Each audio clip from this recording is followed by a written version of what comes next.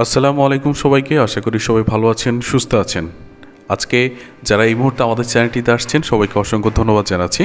আজকে খুবই গুরুত্বপূর্ণ একটি বিষয় আলোচনা করব, যেটা ইতিমধ্যে আপনারা ভিডিও থাম্বনেইলে দেখতে পেয়েছেন। আমরা প্রতিনিয়ত ব্যাংক রিলেটেড অনেক ধরনের ভিডিও আপলোড করে থাকি, ব্যাংকের এফডিআর সম্পর্কে, ব্যাংকের ডিপিএস সম্পর্কে এবং বিভিন্ন নানা দিক ব্যাংকের সুবিধা সম্পর্কে আমরা আলোচনা করি। তবে আজকে আমরা একটু ভিন্ন ধরনের ভিডিও তৈরি করছি। সেটা হচ্ছে যে ব্যাংক অ্যাকাউন্ট করার পরে অনেকে আমাদেরকে জিজ্ঞেস করেন যে ব্যাংক অ্যাকাউন্টে কী পরিমাণ চার্জ কেটে থাকে বা ব্যাংক অ্যাকাউন্ট থেকে প্রতি বছর কী পরিমাণ চার্জ কেটে থাকে। তো আজকের আলোচনার বিষয় হচ্ছে ব্যাংক অ্যাকাউন্ট চার্জ কমানোর উপায়। আপনি কিভাবে ব্যাংক অ্যাকাউন্টে চার্জ কমানো যায় সে বিষয়টি আমরা আলোচনা করব।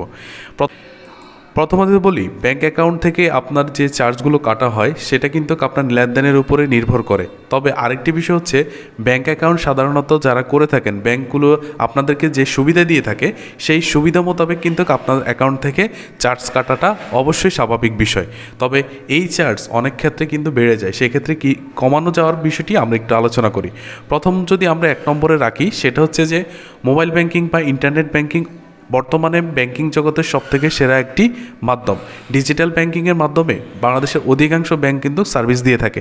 যেমন আপনি ইসলামী ব্যাংকের আই ব্যাংকিং বা সেলফিন এবং ব্র্যাক ব্যাংকের, ডাচ বাংলা ব্যাংকের বা অন্যান্য যে ব্যাংকগুলো আছে, প্রত্যেকটি ব্যাংকের কিন্তু নিজস্ব কিন্তু মোবাইল অ্যাপস রয়েছে। আপনি যদি বর্তমানে অ্যাপসগুলো ব্যবহার করে থাকেন, আপনার ব্যাংক অ্যাকাউন্টের চার্জ কিন্তু অনেকটাই কমে আসবে।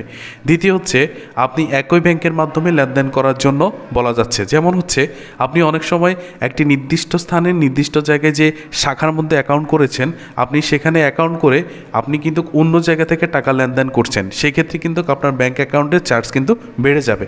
এই জন্য আপনি যেই শাখা আপনার জন্য নিকটস্থ যে শাখাটি আছে সেই শাখায় লেনদেন করার চেষ্টা করুন, তাহলে আপনার লেনদেনের জন্য যে বিষয়গুলো চার্জ কাটবে সেটা কিন্তু অনেকটা কমে আসবে। বারবার ছোট লেনদেন না করে একসাথে 1 মাসের জন্য যে টাকা প্রয়োজন সেটা কিন্তু একবার 2বারের মধ্যেই লেনদেন করার চেষ্টা করুন। অনেকেই কী করে, ছোট ছোট আকারে লেনদেন করেন। যেমন 1 লক্ষ টাকা আপনার অ্যাকাউন্টে বিদেশ থেকে আসছে, আপনি সেটা 10,000 5,000 এরকম করে ট্রানজ্যাকশন করে যাচ্ছেন, সেক্ষেত্রে আপনার ব্যাংক অ্যাকাউন্টের চার্জ কিন্তু বেড়ে যেতে পারে। এটিএম ব্যবহারে সতর্কতা থাকুন।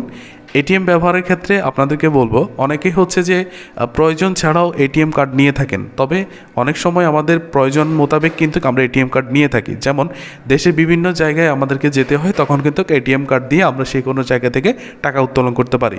যদি এটিএম কার্ড নিয়ে থাকেন, সেক্ষেত্রে কিন্তু আপনি অবশ্যই চাইবেন যে আপনার নিকটস্থ যে নিজস্ব ব্যাংক রয়েছে, যেমন আপনার ইসলামী ব্যাংকে অ্যাকাউন্ট আছে, আপনি তখন ওয়ান ব্যাংক থেকে টাকা তুলতে চাচ্ছেন বা ওয়ান ব্যাংকের এটিএম বুথ থেকে টাকা তুলতে চাচ্ছেন, এই ক্ষেত্রে বিষয়টিকে একটু এড়িয়ে চলবেন। যদি আপনার নিজস্ব ব্যাংকের এটিএম বুথ থাকে, সেখান থেকে টাকা তোলার চেষ্টা করুন। আর যদি এটিএম কার্ডটি একান্ত প্রয়োজন না হয়, সেক্ষেত্রে না নেওয়াই বেটার। স্টেটমেন্ট বা চেক বই অর্ডার করা, বারবার যাচাই করা। একটি ব্যাংকের স্টেটমেন্ট যাচাই করতে কিন্তু প্রতিনিয়ত কিন্তু আপনার অ্যাকাউন্ট থেকে চার্জ কর্তন করা হয়। বেশিরভাগ সংখ্যক ব্যাংকগুলোই কিন্তু এই কাজটি করে থাকে।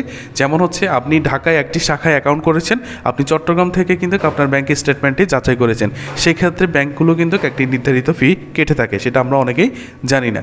আবার আরেকটি বিষয় হচ্ছে, চেক বইয়ের ক্ষেত্রে বারবার চেক বই বা আপনি অর্ডার করতেছেন, যেমন আপনার একটি চেকের কাজ শেষ হয়ে যেত, কিন্তু দেখা যাচ্ছে কি ওই টাকা উত্তোলন ক্ষেত্রে আপনি 3-4টা চেক খরচ করতেছেন এবং পরবর্তী সময় ওই চেকটা দিয়ে আবার টাকা উত্তোলন করতেছেন। এই ক্ষেত্রে কিন্তু আপনার চার্জটি বেড়ে যাচ্ছে। আপনি চেষ্টা করবেন যে একটি লেনদেনের মাধ্যমে সব কিছু সমাধান করার জন্য।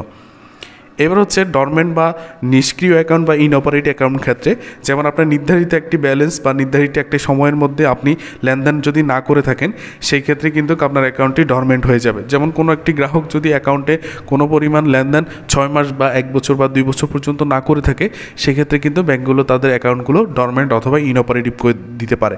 তখন কিন্তু আপনার চার্জের মাত্রা বেড়ে যাবে। যদি আপনার মনে হয় যে আপনি ওই শাখায় আর কোনো প্রকার লেনদেন করবেন না বা আপনার লেনদেন করার আর কোনো মাধ্যম নেই, সেক্ষেত্রে আপনি একইবারে অ্যাকাউন্টটি বন্ধ করে চলে আসবেন। অন্যথায় পরবর্তী সময় যখন আপনি লেনদেন করার চেষ্টা করবেন, তখন আপনার বিগত সময়ে যে বকেয়া টাকাগুলো কাটার কথা বা চার্জ কর্তন করার কথা, সেই ক্ষেত্রে কিন্তু আপনার অ্যাকাউন্ট থেকে কাটা যাবে। মানে হচ্ছে নেগেটিভ ব্যালেন্স যেটাকে বলা হয়। এবার হচ্ছে ন্যূনতম ব্যালেন্স বজায় রাখা। কিছু কিছু ব্যাংক আছে নির্ধারিত সময়ের মধ্যে নির্ধারিত একটি ব্যালেন্স যদি আপনি রাখেন সেক্ষেত্রে কিন্তু আপনার টাকা কাটার সম্ভাবনা খুবই কম। যেমন হচ্ছে 10,000 থেকে 25,000 টাকা পর্যন্ত যদি কোনো ব্যাংকে আপনি স্বাভাবিক পর্যায়ে লেনদেন করে থাকেন, এক্ষেত্রে ব্যাংকগুলো কোনো প্রকার চার্জ কর্তন করে না। তবে আপনি যদি এর উপরে যে কোনো পরিমাণ লেনদেন করে থাকেন সেক্ষেত্রে কিন্তু আপনার অ্যাকাউন্ট থেকে চার্জ কর্তন করবে। এছাড়া আমরা জানি বাংলাদেশ ব্যাংকের পক্ষ থেকে বা বাংলাদেশ সরকার কিন্তু ব্যাংক অ্যাকাউন্টের উপরে আবগারি শুল্ক প্রয়োগ করেছে। এই ক্ষেত্রে আপনি বর্তমানে 2025 সাল বা 26 সালে এসে আপনি যদি 3 লক্ষ টাকা পর্যন্ত কোনো প্রকার লেনদেন করে থাকেন সেক্ষেত্রে কোনো আবগারি শুল্ক নেই। তবে 3 লক্ষ টাকার উপরে যদি 5 লক্ষ টাকা পর্যন্ত এর ভিতরে করে থাকেন সেক্ষেত্রে কিন্তু আপনার 150 টাকা আবগারি শুল্ক দিতে হবে। এবার হচ্ছে আপনার অপ্রয়োজনীয় যে SMS অ্যালার্ট সার্ভিস অনেক সময় দিয়ে থাকে, যদি কোনো ব্যাংকে এ ধরনের সার্ভিস আপনি বন্ধ করতে চান সেক্ষেত্রে বন্ধ করে নেবেন। এবার হচ্ছে বিভিন্ন ধরনের কার্ড সাবস্ক্রিপশন বা আপনি অনেক ধরনের কার্ড নিতে চান, যেমন একটি ব্যাংকের অনেকগুলো কার্ড রয়েছে, সেই কার্ডগুলো আপনি এড়িয়ে যাওয়ার চেষ্টা করবেন যদি আপনার প্রয়োজন না হয়। যেমন একটি ব্যাংকের অনেক ধরনের কার্ড রয়েছে, যেমন ডেবিট কার্ড, ক্রেডিট কার্ড অনেকে নিয়ে থাকেন। যদি আপনার প্রয়োজন একান্ত না হয়ে থাকে সেক্ষেত্রে এই কার্ডগুলো এড়িয়ে চলবেন। আশা করি এই যে পয়েন্টগুলো তুলে ধরেছি এই পয়েন্টগুলো যদি আপনাদের মাঝে রাখেন বা এই পয়েন্টগুলো যদি আপনি একটু সচেতন হন তাহলে কিন্তু ব্যাংক অ্যাকাউন্টের চার্জ কমানো যাবে। তবে আরেকটি বিষয় বলে রাখি, সেটা হচ্ছে যেহেতু ব্যাংকগুলো আপনাদেরকে প্রতিনিয়ত সার্ভিস দিয়ে যাচ্ছে সেক্ষেত্রে অবশ্যই মনে রাখতে হবে ব্যাংকগুলো অবশ্যই আপনার কাছ থেকে কিছু না কিছু চার্জ কাটবে। কারণ ব্যাংকের এত কস্ট, এত অফিসার বা এত সার্ভিস আপনাদেরকে দিচ্ছে, সেক্ষেত্রে অবশ্যই ব্যাংকগুলো আপনাদের থেকে স্বাভাবিক পর্যায়ে যে পরিমাণ টাকা কর্তন করার কথা বা চার্জ ধার্য করার কথা অবশ্যই ধার্য করবে। সবাইকে ধন্যবাদ জানিয়ে আজকের মতো বিদায় নিচ্ছি। দেখা হচ্ছে পরবর্তী কোনো ভিডিওতে। সে পর্যন্ত সবাই ভালো থাকবেন। আর অবশ্যই এই চ্যানেলটিকে সাবস্ক্রাইব করে রাখলে আমরা প্রতিনিয়ত যে ব্যাংক রিলেটেড ভিডিওগুলো আপলোড করে থাকি সেগুলো আপনি পেয়ে যাবেন। আসসালামু আলাইকুম রহমতুল্লাহ।